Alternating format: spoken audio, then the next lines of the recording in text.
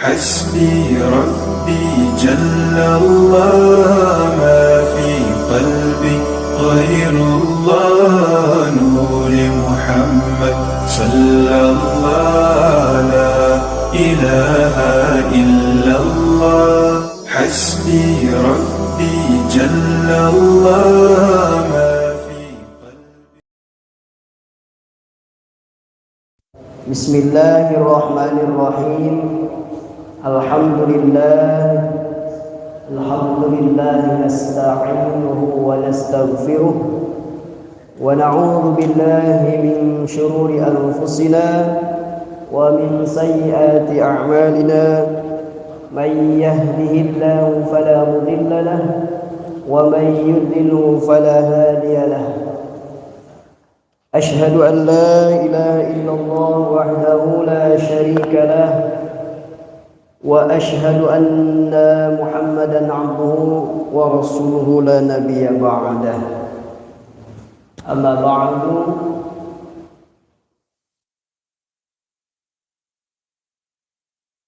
mari kita bersama-sama panjatkan puji syukur kita kehadirat Allah Subhanahu wa taala. Alhamdulillah sampai saat ini Allah Subhanahu wa taala masih memberikan kita kenikmatan, nikmat iman, nikmat Islam, nikmat ihsan, juga nikmat sehat walafiat, sehingga sampai detik hari ini kita masih bisa melaksanakan ibadah kepada Allah Subhanahu wa taala, masih bisa melakukan aktivitas harian kita sampai Isya tadi kita melaksanakan sholat berjamaah Isya. Nikmat yang paling besar dari Allah Subhanahu wa taala, nikmat saat kita bisa melaksanakan ibadah kepada Allah Subhanahu wa taala. Semoga kita termasuk golongan manusia yang senantiasa bersyukur atas segala nikmat yang Allah berikan.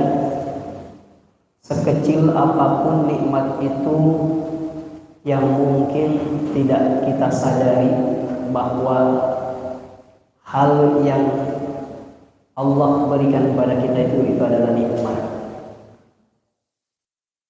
Salawat dan salam kita hatur limpahkan selalu kepada junjungan alam baginda Nabi besar Muhammad sallallahu alaihi wasallam, kepada seluruh keluarga, sahabat, para tabi'in juga pengikutnya. Mudah-mudahan kita yang mengaku umat Nabi Muhammad sallallahu alaihi wasallam, mudah-mudahan pengakuan kita diakui oleh Nabi sallallahu alaihi wasallam, sehingga di akhirat kelak mendapatkan syafaatul uzma beliau. Amin ya rabbal alamin. Kalau cuma sekedar mengaku tapi tidak diakui, rugi. Jadi tidak hanya sekedar mengaku tapi mesti diakui oleh baginda sallallahu alaihi wasallam. Jamaah Masjid Nurul Hidayah yang dirahmati Allah Subhanahu wa taala, yang berkenan hadir pada malam Kamis ini, malam di mana kita mengadakan kajian sekaligus taqarrub dari apa yang disampaikan. Mudah-mudahan malam hari ini senantiasa dirahmati Allah Subhanahu wa taala.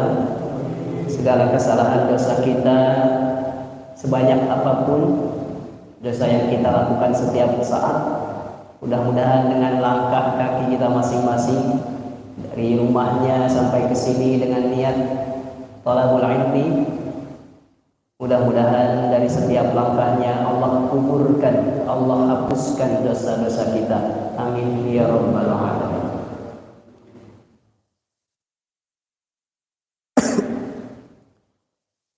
Sebelum kita mulai, mari kita membaca suratul Fatihah. Untuk pengarang kitab yang saya bacakan nanti, yang insya Allah malam hari ini kita kaji kitab hadis arba'in karangan Syekh Imam An-Nawawi, dan guru-guru kita yang sudah tiada. Juga kita khususkan untuk saudara-saudara kita, tak hentinya kita mendoakan saudara-saudara muslim kita di Palestina. Semoga Allah senantiasa merahmati dan memberikan kemerdekaan atau perdamaian, sehingga mereka semua bisa melaksanakan aktivitas seperti kita. Ala hadhihi niyah wa ala kulli niyatin shalihan ila hadratin nabiyil mustafa syafaati Rasulillah sallallahu alaihi wasallam wa ala alihi wa azwajihi wa dzurriyyatihi wa ahli baitihi kiram wa ila hadrati Syekh Imam An-Nawawi khususan yang madwaki untuk oleh Allah sallallahu alaihi wasallam wa ila hadrati khususan ilahi wa jasadihi ikhwan muslim wal muslimat fi Palestina. Al-Fatihah. A'udzu billahi minasy syaithanir rajim. Bismillahirrahmanirrahim. Alhamdulillahi rabbil alamin. Ar-Rahmanir Rahim. Maliki yaumiddin. إياك نعبد وإياك نستعين اهدنا الصراط المستقيم صراط الذين أنعمت عليهم غير المغضوب عليهم ولا الضالين.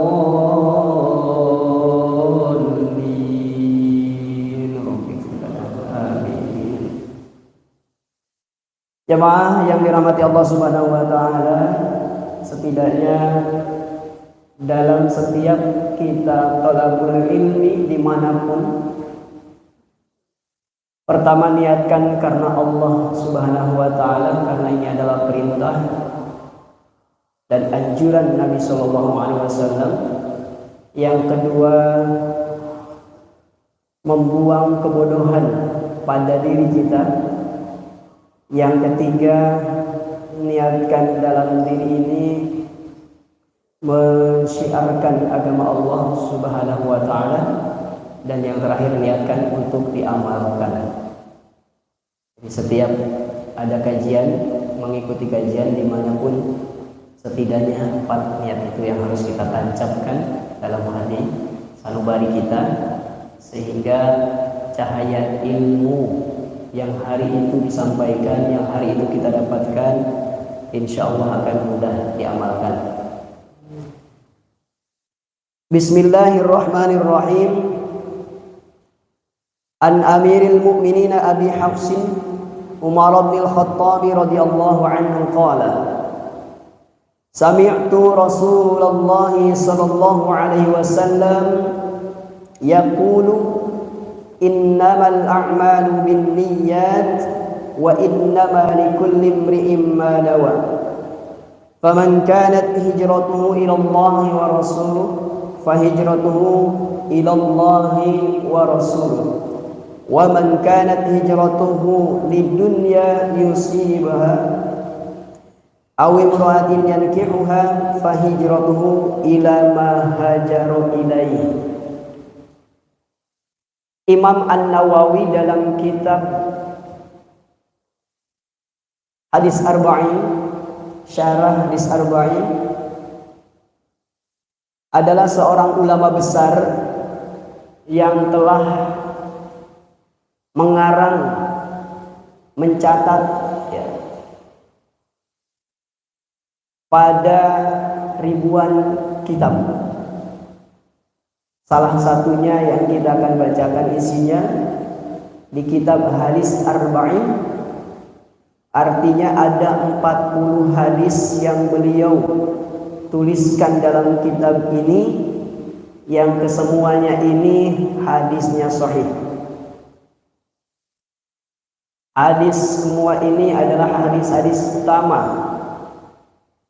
hadis-hadis pokok yang beliau rangkum dalam kitab Hadis Arba'in.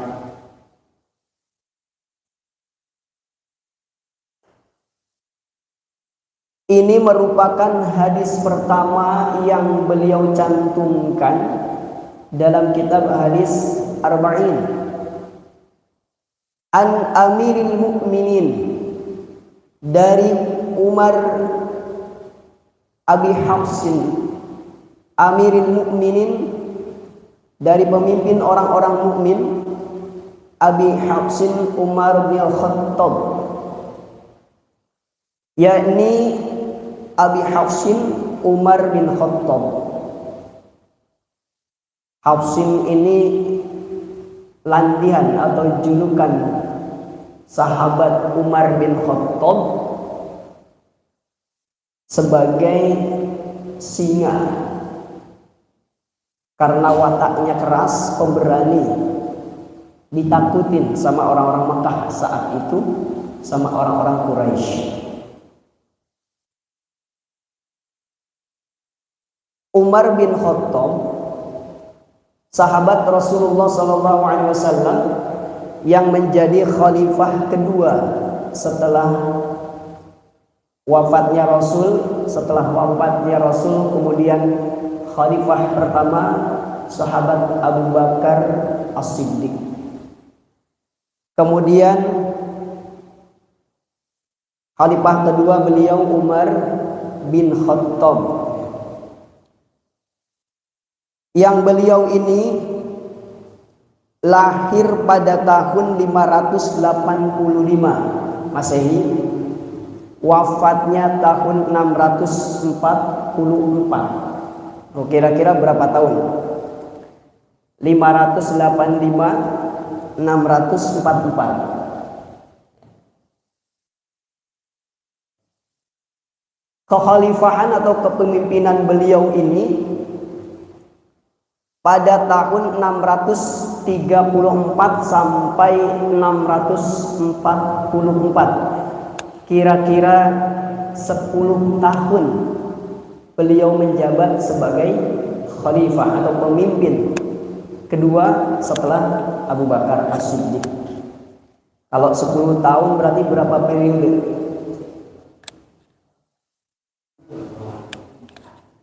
Kalau satu periode 5 tahun berarti 2 periode. Nah, tidak lebih daripada 10 tahun beliau ini menjadi pemimpin. Dan beliau juga selain sahabat Nabi, beliau adalah mertua Nabi Muhammad SAW. Yang mana Nabi Muhammad SAW, baginda Nabi kita, menikah dengan putrinya yang bernama Hafsah. Umar bin Khattab, salah satu daripada 10 sahabat yang dijamin surga oleh Allah Subhanahu wa ta'ala. Ya, nama lengkapnya Umar bin Al-Khattab bin Nufail bin Abdul Uzza bin Riyah bin Abdullah bin Qurb bin Razah bin Abi bin Ka'ab. Sami'tu Rasulullah sallallahu alaihi wasallam. Kalau ada hadis yang di sana lafadznya ada sami'tu, berarti hadis ini langsung terdengar oleh sahabat Umar bin Khattab dari Rasulullah sallallahu alaihi wasallam. Jadi yang berkata tadi Umar, sami'tu, mendengar. Saya mendengar Rasulullah SAW yaqulu, berkata. Kalau dalam struktur hadis ada yang disebut dengan sanad hadis, ada yang disebut dengan matan hadis. Struktur itu struktur sanad itu runtuyan sanadnya dari siapa, ya. Hadis ini berasal dari siapa ke siapa, dari siapa ke siapa. Bisa jadi ayah ke anak atau ke paman gitu. Ya, itu struktur sanad. Maka hadis yang lengkap itu kalau dibaca dari sanadnya itu, ya, struktur sanadnya dibaca. Kemudian isi daripada hadis itu adalah disebut matan hadis. Periwayatnya, ya, periwayatnya sering ada dibahasakan rawahu al-Bukhari misalnya, telah diriwayatkan oleh Imam Bukhari. Fi kitabihi atau dalam kitab Sahih Bukhari. Ya. Jadi sami itu Rasulullah, kata Umar bin Khattab, saya mendengar Rasulullah SAW berkata. Ini hadis sudah populer, Pak. Ya, hadis ini sudah populer. Tapi esensi daripada pengamalan hadis ini sering kita lupakan. Makanya penting hari ini saya sampaikan di dalam kajian malam hari ini. Begitu pentingnya hadis ini kita bahas dan tentunya pasti kita amalkan. Apa yang didengar Umar bin Khattab dari Rasulullah SAW? Innamal a'malu binniyat. Nah, ini matan hadisnya. Innamal a'malu binniyat wa innamal likulli ma nawa. Bapak sekalian jamaah yang dirahmati Allah Subhanahu wa taala, selain daripada Umar bin Khattab ini, sedikit saya kisahkan bahwa sahabat Umar bin Khattab sebelum masuk Islam, beliau ini adalah peminum yang berat, pemabuk yang berat, tukang mabuk sebelum masuk Islam.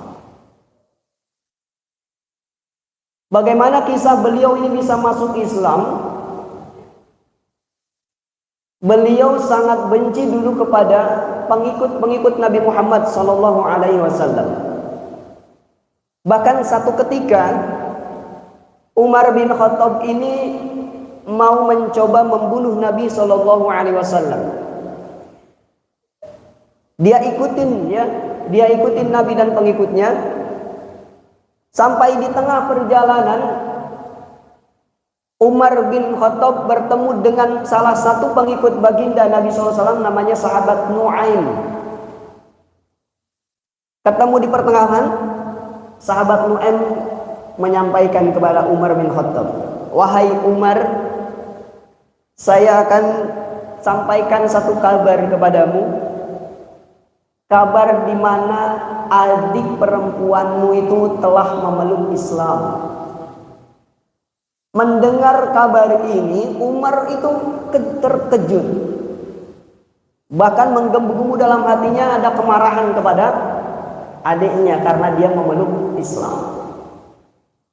Karena sebelum Umar bin Khattab ini masuk Islam, dia benci kepada Nabi Muhammad dan pengikutnya, bahkan ajaran Nabi Muhammad yang dibawa Nabi Muhammad SAW. Kembalilah dia kembali ke rumahnya, pulang menemui adiknya. Maka percobaan pembunuhan yang mau dilakukan oleh Umar itu gagal. Dia balik lagi ke rumahnya, dia temui adik perempuannya ini. Kemudian setelah dia sampai di rumah, melihat adik perempuannya ini sedang membaca Al-Quran. Melihat seperti itu, Umar bin Khattab lebih marah. Bahkan adiknya ini sampai dipukulin. Terjadi kekerasan karena saking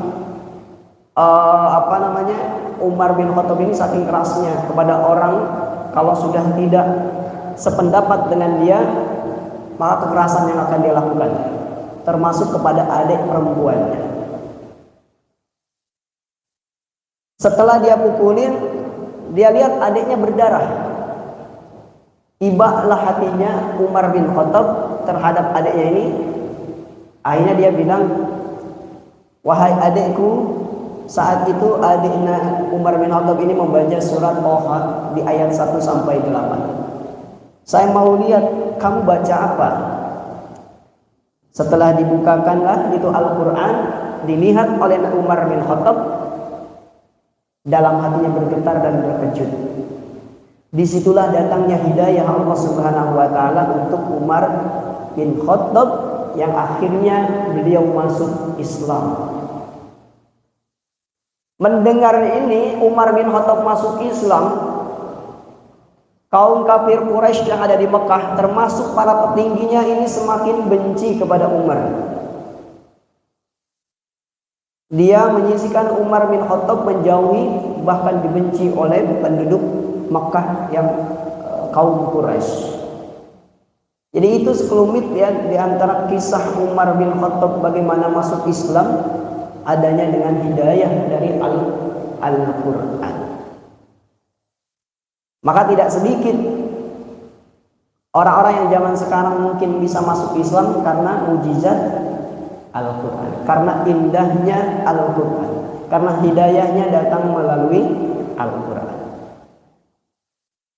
Nah, Umar bin Khattab ini menyampaikan hadis yang diriwayatkan oleh dua imam, Imam Bukhari wa Imam Muslim dalam kitab sahihnya.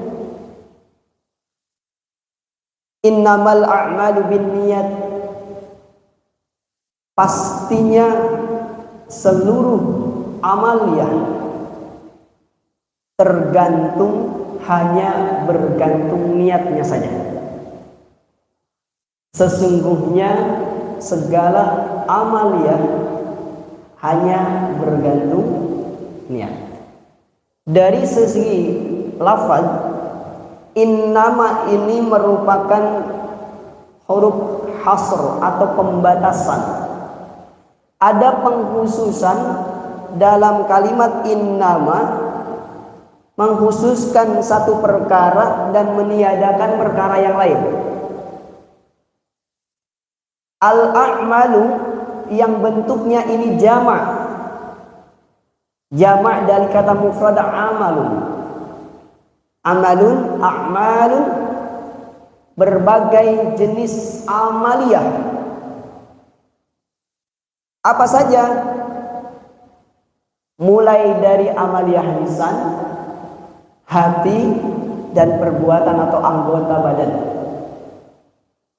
Ini semua yang kita lakukan melalui anggota tubuh tadi, dari berbagai jenis amal, pekerjaan, itu bergantung semua dengan niat. Dalam surat Al-Baqarah ayat 272 menguatkan hadis tersebut dengan firman Allah Subhanahu wa taala, "Wa ma tunfiqu wa ma yunfiquna wa ma tunfiquna illa biwajhillah." Janganlah kamu berinfak kecuali hanya mengharap ridho Allah. Ini salah satu niat. Jamaah sekalian yang dirahmati Allah Subhanahu wa taala. Maka untuk itulah niat ini perlu kita terus perbaharui di setiap kita melakukan amaliyah, baik yang wajib ataupun yang sunnah.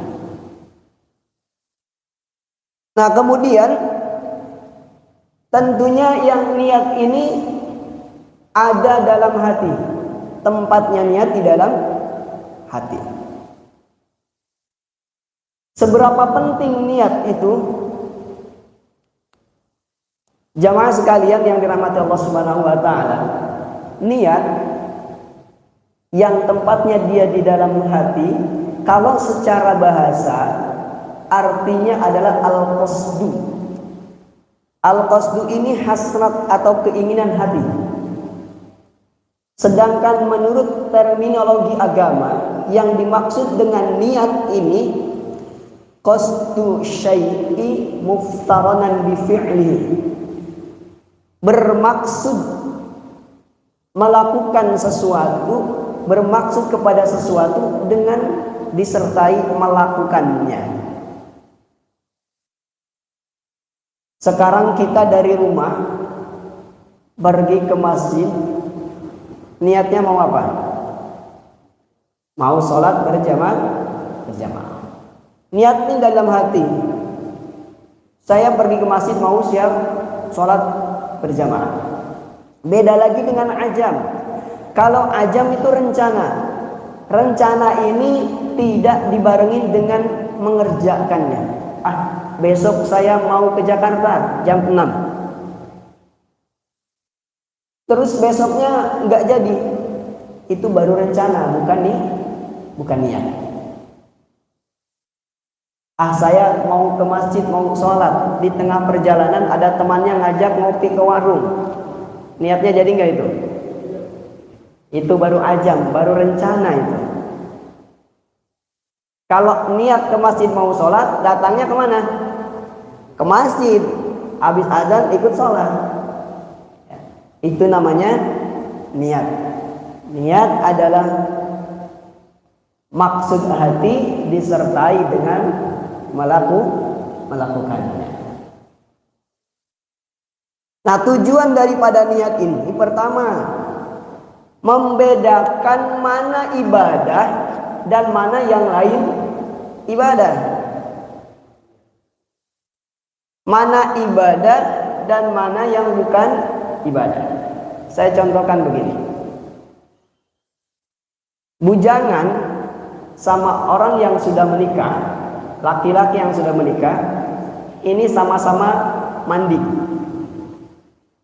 Yang bujangan mandinya mandi biasa.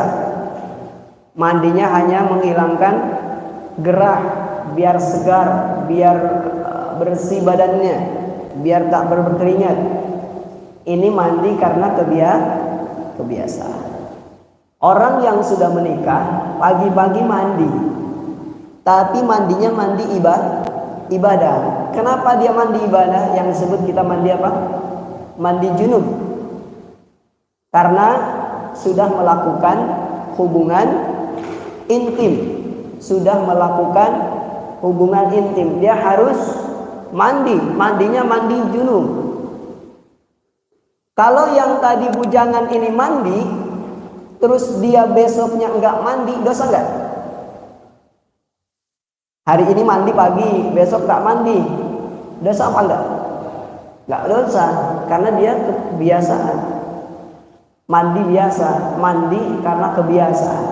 Kalau yang ini setelah junub, setelah berhubungan, yang harusnya dia mandi, kemudian tidak mandi, dosa apa enggak? Dosa.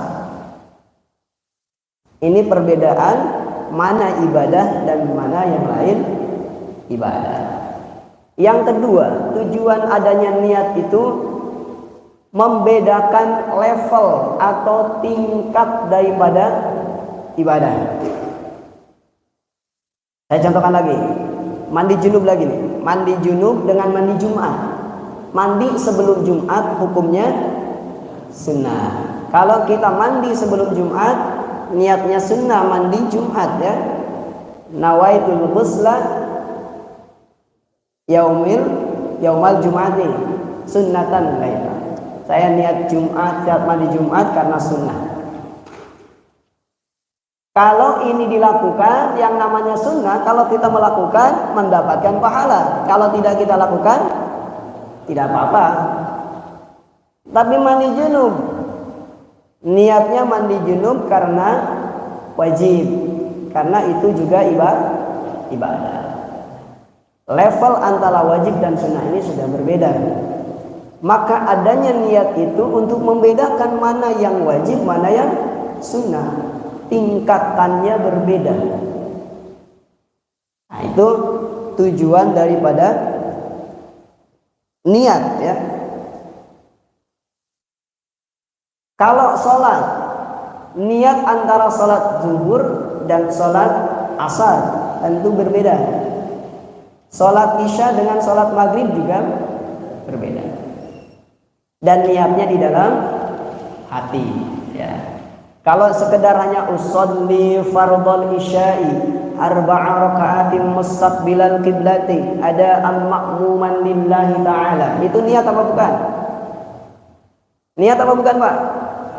Bukan, itu lafaz niat, lafal niat itu. Pernah menemukan orang kalau pas sholat dia langsung takbir, enggak baca seperti itu. Karena itu sunnah hukumnya. Ya kalau kita masbuk nih biasanya. Masbuk enggak keburu langsung takbir boleh. Karena lafaz niat itu tadi sunnah. Niatnya di dalam hati ketika takbiratul ihram dalam sholat. Allah, ini baru ketika kita mengucapkan Allah, itu niat dalam hati. Kalau nggak diniatkan maka sholat kita tidak sah. Karena wajib niatnya, rukun. Sama halnya dengan kita berwudu, ya. Berwudu itu kalau ingin mendapatkan pahala sunnah dalam wudu kita kerjakan, kalau nggak diniatin nggak dapat pahala sunnah.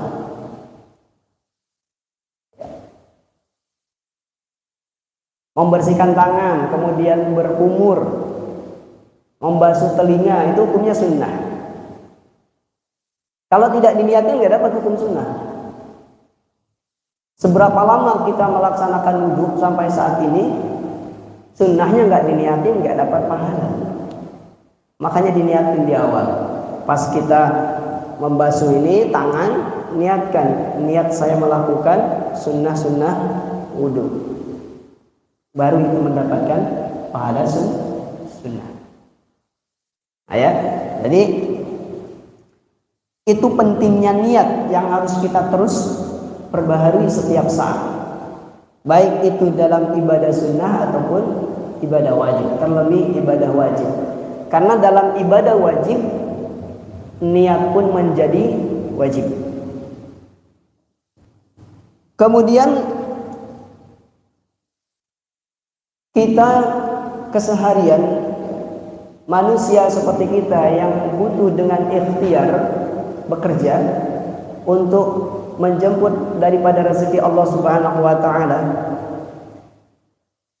itu juga dibutuhkan niat. Karena kita tahu bahwa kita diciptakan, wa ma khalaqtul jinna wal insa illa liya'budun. Kita diciptakan Allah Subhanahu wa taala itu hanya untuk beribadah.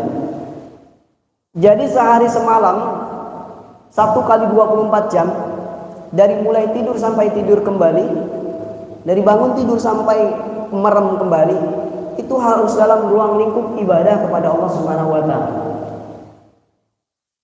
Minumnya harus jadi ibadah, makanya ada doanya. Makannya harus jadi ibadah, makanya Nabi ajarkan doa. Masuk WC sekalipun harus jadi ibadah karena Nabi ajarkan doanya. Jadi semua yang kita lakukan harus esensinya harus ibadah. Bekerja harus menjadi nilai ibadah. Ketika kita melangkahkan kaki untuk bekerja, berdagang dan lain sebagainya harus menjadi ibadah kepada Allah Subhanahu wa taala. Karena memang ikhtiar atau bekerja kita juga ini adalah perintah, Pak. Perintah Allah Subhanahu wa taala. Di ayat 10 surah Al-Jumu'ah. Fa idza qudiyatis shalatu fantashiru fil ardi wabtaghu min fadlillah wadhkurullaha katsiran la'allakum tuflihun. Fa idza qudiyatis shalah, maka apabila sudah selesai melaksanakan sholat, fantashiru fil ardi, bertebaranlah di muka bumi. Fantashiru fil ardi wabtagu min fadlillah, cari karunia Allah Subhanahu wa taala.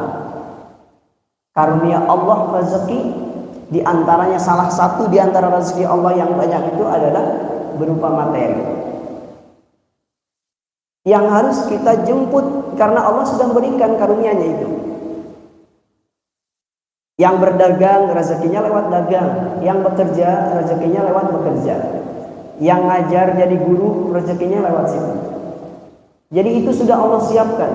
Makanya bahasanya bukan mencari tapi menjemput. Kalau mencari belum ada. Kalau bahasanya menjemput sudah ada, tinggal kita jemput. Itu rezeki dari Allah Subhanahu wa ta'ala. Kalau hanya sekedar dulu kita misalnya sekolah untuk mendapatkan ijazah, setelah dapat ijazah kita bisa kerja, atau kuliah dapat ijazah S1, kuliah lagi S2, kemudian kita bekerja, habis bekerja kita dapat gaji, habis dapat gaji besar, kecil, ya, bisa belanja, bisa beli motor, bisa beli mobil dan lain sebagainya. Kalau niatnya hanya sekedar itu, itulah yang didapatkan. Yang didapatkan hanya di dunia saja. Di akhiratnya kita kosong, nggak dapat apa-apa.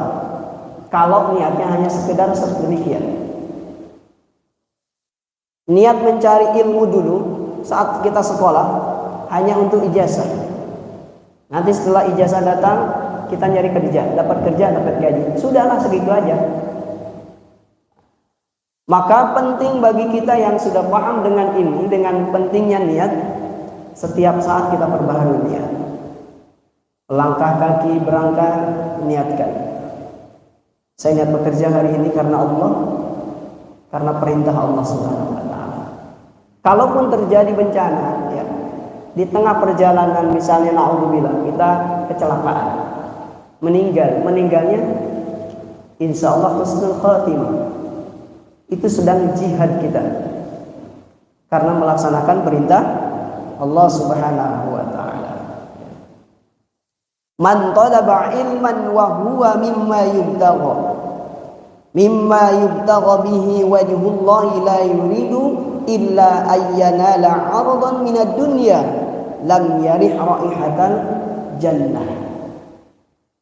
Siapa orang yang mencari ilmu yang seharusnya dia diniatkan hanya untuk mencari ridha Allah Subhanahu wa taala, illa ayyanala 'aradan minad dunya, namun dia tidak bermaksud selain hanya untuk mendapatkan harta dunia saja,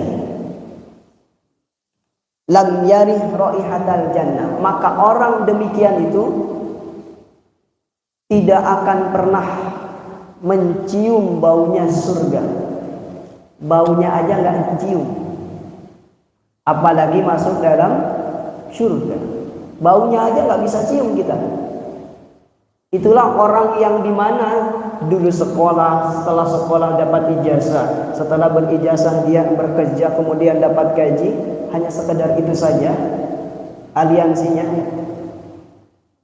maka tidak dapat apa-apa kecuali hanya dunia yang dia dapatkan. Maka itulah yang dia dapatkan, tidak bagian akhirat. Nah, penting bagi kita niat, ya. Faman kana hijratuhu ila Allah wa Rasul, fa hijratuhu ila Allah wa Rasul. Siapa orang yang hijrahnya itu kepada Allah Subhanahu wa taala dan Rasulnya, maka yang didapatkan adalah ridha Allah dan Rasulnya.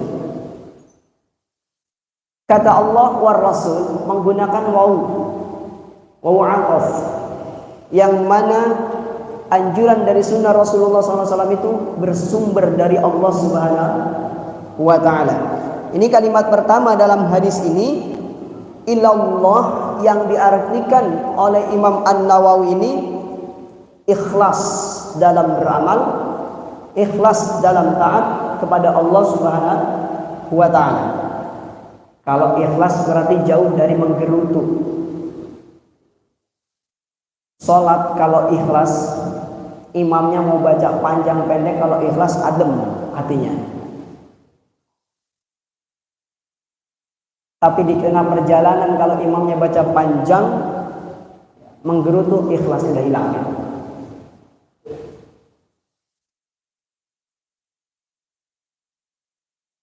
Ilallah, ilar Rasul. Ilar Rasul berarti mengamalkan sunnah Rasulullah Sallallahu Alaihi Wasallam. Bahkan membela sunnah Rasulullah Sallallahu Alaihi Wasallam. Dalam hadis qudsi Rasulullah Subhanahu Wa Taala berfirman, "Man taqarraba ilayya sibran, taqarrabtu ilaihi zira'an." Siapa orang yang mendekat kepadaku, kata Allah Subhanahu wa taala, maka dia mendekat sejengkal, maka aku akan mendekat dengan sejauh zira'an. Ya, zira'an itu sehasta. Jadi nikmat Allah lebih besar daripada apa yang kita keluarkan. Contoh kecil, kita sedekah aja. Sedekah sekecil apapun Allah balasnya besar. Bahkan kita tahu bahwa 1 dibandingkan 10. Satu kali kita beramal dibalas oleh Allah 10 kali kebaikan. Itulah maha pemurahnya Allah Subhanahu wa taala, maha kayanya Allah Subhanahu wa taala, membalas dengan besar. Nah, kemudian wa man kanat hijratuhu lidunya yusibuha, kalau sekedar orang itu niatnya hanya hijrah untuk dunia saja, maka yang didapatkan hanya dunia. Seperti tadi, yang hanya niatnya mengajar dunia, yaitu yang didapatkan di dunia. Aw imra'atin yankihuha, atau perempuan yang hanya dia nikahin saja. Dia pembisnis, dia tahu suatu tempat itu ada prioritas atau sudah terprediksi, kalau saya pindah ke sana maka keuntungannya lebih besar, bisnis saya lebih maju. Hijrah dia dari tempat satu ke tempat yang tadi, yang di mana tempat itu akan memberikan keuntungan yang lebih besar, maka pindahlah dia. Hijrah seperti ini hijrah hanya untuk dunia. Hijrah itu kalau zaman Rasulullah SAW, arti hijrah itu meninggalkan. Sebagaimana Rasulullah SAW hijrah dari Mekah ke Madinah, meninggalkan Mekah kemudian menuju Madinah, tujuannya karena di Mekah itu sudah tidak dimungkinkan lagi untuk dapetin pengikut, untuk dapetin orang yang taat ikut Nabi, maka hijrah Nabi ke Madinah. Itu hijrah yang diartikan sebagai meninggalkan satu tempat yang tempat itu tidak dimungkinkan lagi untuk menggapai kebaikan. Hijrah kita, hijrah dari yang tidak baik menuju yang baik. Kalau hijrah seperti Nabi tadi, itu hijrahnya wajib. Tapi kalau hijrah kita di tempat ini masih bisa kita melakukan kebaikan, masih bisa kita ngajak kebaikan kepada orang lain, ya, kita tidak wajib hijrah ke tempat yang lain, tapi wajib diam di sini, karena di sini masih memungkinkan, kemungkinan besar untuk kebaikan yang lebih banyak. Itu ya daripada wa man kanat hijratuhu lidunya yusibuha. Jadi dari isi daripada hadis yang pertama ini yang disampaikan oleh dua imam perawi hadis, Imam Al-Bukhari dan Imam Muslim. Imam Bukhari ini nama lengkapnya Abu Abdullah Muhammad bin Ismail bin Ibrahim bin Mughirah bin Barzibah Al-Bukhari. Kemudian Imam Muslim Abu Husain Muhammad bin Hajjaj bin Muslim Al-Qushairi An-Naisaburi. Itu nama lengkap daripada Imam Bukhari dan Imam Muslim. Itu lakob ya, seperti Imam An-Nawawi itu lahir di kota Nawa, Imam An-Nawawi. Kalau Nawawi Al-Bandani itu nama Nawawinya itu nama, bukan nama kota. Imam An-Nawawi di kota Nawa. Nah, kemudian dari hadis inilah kita bisa ambil intisari pokok ya, yang bisa kita ambil dari hadis ini yang disampaikan Rasulullah SAW. Pertama, hadis ini, Islam ini berporos pada dua hadis. Yang pertama hadis tadi, innamal a'malu binniyat. Kemudian yang kedua, hadis dari Siti Aisyah radhiyallahu anha. Siapa orang yang menjalankan amaliyah yang tidak disertai dengan, yang tidak sesuai dengan urusan agama kami, maka amalannya itu tertolak.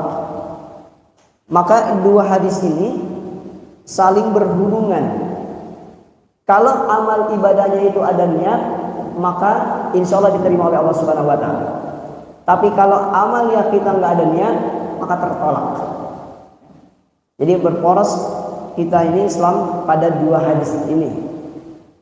Makanya penting niat kita tanamkan, kita perbaharui setiap saat. Niat amal-amal kebaikan, niat ibadah kepada Allah Subhanahu wa taala. Kemudian yang kedua, dengan adanya niat tadi bisa membedakan antara mana ibadah dan bukan ibadah. Yang ketiga,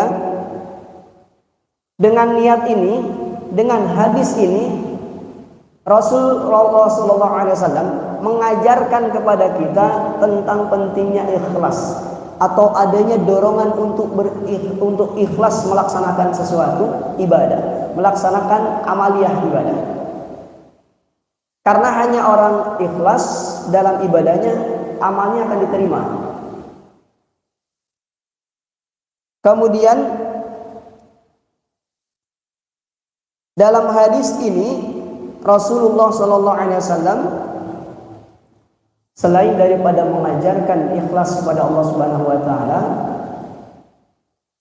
di setiap apapun yang kita lakukan harus bisa mementingkan dan bahkan memenangkan Allah Subhanahu wa taala. Mengesampingkan yang lain, memprioritaskan Allah Subhanahu wa taala. Gitu ya. Jadi itulah pentingnya niat yang kita sering sebut-sebut niat, tapi bagaimana esensi niat itu sendiri? Bahkan dalam keseharian kita mungkin bisa terlupakan niat ini. Ya. Niat saya mau hari ini mau silaturahim. Ya. Kalau niat tadi ada muftaranan dipenuhi. Kalau sudah ngomong rencana langsung dikerjain, itu niat namanya. Tapi kalau hanya rencana saja tidak dilakukan, itu bukan niat.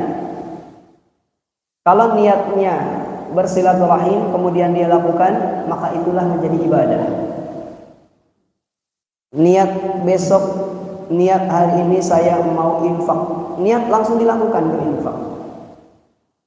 Niat besok saya mau menjenguk saudara saya yang sakit di rumah sakit dirawat, niat langsung dilakukan.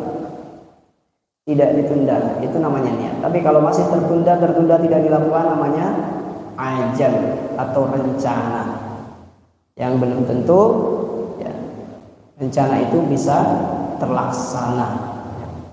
Nah, dengan adanya niat amal ibadah, dengan adanya niat amal kebaikan, maka Allah berikan pahala. Beda lagi kalau kita melakukan perbuatan yang buruk, perbuatan yang keji, ya, itu nggak usah diniatin, ya. Atau bahkan seperti misalnya kita hablum minan nas, membayar hutang, ya. Bayar hutang perlu diniatin nggak? Datang ke teman kita yang kita utangin, kitanya nggak bawa duit, ngomong niat saya mau bayar hutang tapi nggak bawa duit, jadi niat nggak itu? Nggak ada. Kata temannya, nggak usah lu niat-niat gitu, yang penting dibayar. Ya, jadi itu ya dari hadis Rasulullah SAW. Hadis yang pertama di dalam kitab hadis Arba'in, 40 hadis penting yang perlu kita kaji, perlu kita pelajari, bahkan kita amalkan. Mudah-mudahan bisa mengingatkan kembali kepada kita tentang pentingnya niat di setiap melakukan amal ibadah. Dan mudah-mudahan apa yang kita niatkan itu selalu dalam ridha Allah Subhanahu wa taala, sehingga kita mudah untuk mengerjakannya, kita mudah untuk melakukannya, ya. Dengan rahmat Allah, dengan hidayah Allah, niat-niat amal ibadah kita itu insyaallah dimudahkan dan bisa kita kerjakan. Amin ya rabbal alamin. Demikian yang bisa saya sampaikan, mudah-mudahan bermanfaat. Kita kembali nanti di pertemuan berikutnya, kita akan bahas hadis kedua insyaallah. Mudah-mudahan saya bisa menghatamkan 40 hadis dari hadis Arba'in ini, 40 hadis Imam An-Nawawi. Mudah-mudahan Allah berikan usia yang panjang kepada kita semua, berkah dalam usianya, sehat walafiat, dan selalu dirahmati oleh Allah Subhanahu wa taala. Amin ya Allah ya rabbal alamin. Demikian yang bisa disampaikan. Terima kasih atas segala perhatian jemaah sekalian. Semoga apa yang disampaikan dalam hadis ini bermanfaat dan bisa kita amalkan. Mohon maaf atas segala kekurangan dari apa yang disampaikan. Sesungguhnya kesalahan, kehilafan ya berasal atau timbul dari diri yang banyak kebodohan. Ya, mudah-mudahan Al-Fakir juga senantiasa dirahmati oleh Allah Subhanahu wa taala. Amin ya rabbal alamin. Wallahul muwaffiq ila aqwamit thariq. Wassalamualaikum warahmatullahi wabarakatuh.